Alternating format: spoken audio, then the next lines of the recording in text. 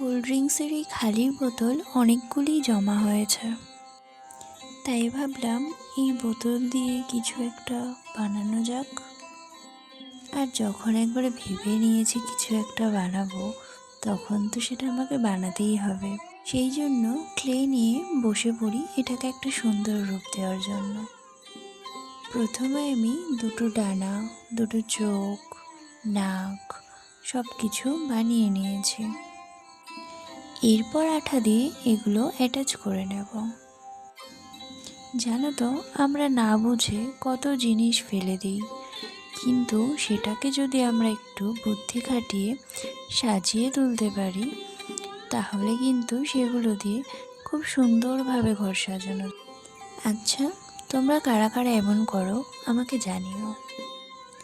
কিছুদিন আগে আঁকার জন্য কিছু পেন পেন্সিল কিনেছিলাম, যেগুলো রাখার জায়গার অভাবে নানান জায়গায় ছড়িয়ে ছিটিয়ে ছিল। তাই ভাবলাম কেন না এই খালি বোতলটা দিয়ে তাদের একটা থাকার জায়গা করি। দেখো, কথা বলতে বলতে আমার কাজটিও কমপ্লিট। তো এই হলো বোতলটির ফাইনাল লুক।